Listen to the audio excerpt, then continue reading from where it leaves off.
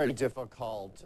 Let me just point to the two recent detentions of Mr. Morgan Tsvangirai, the head of the MDC. He was detained twice.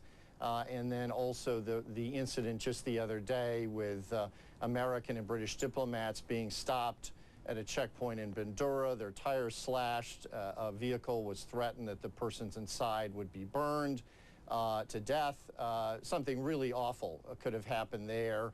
The political space is very small right now. It's a very tense situation, not good at all for a runoff election. Explain something to us. All of this going on and the international community and neighboring countries not doing very much at all. Why?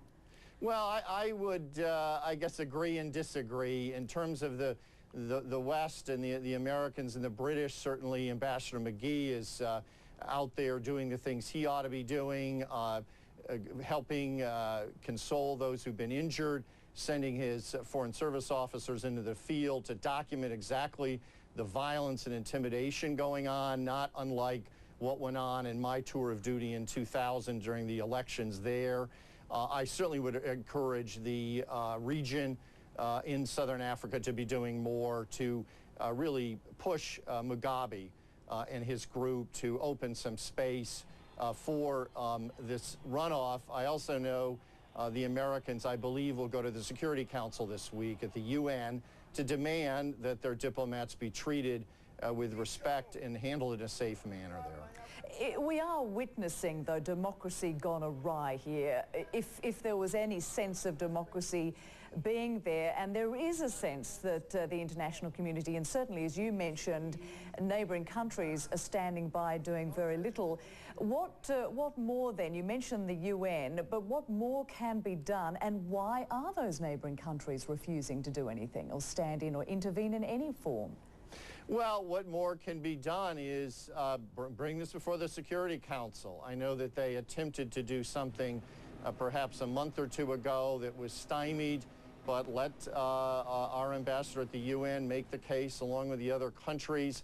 I would comment that ANC President Jacob Zuma has made some more positive comments, ones that I would consider positive, related to the fact that elections, given the difficulties there, you know, how can they be held? But the violence and intimidation are extraordinary. It's totally unacceptable. I'm only hopeful that the average Zimbabweans will have the courage to go back on June 27th and vote as they did the first time. Well, what do you think the outcome will be on June 27th, given what we're witnessing now?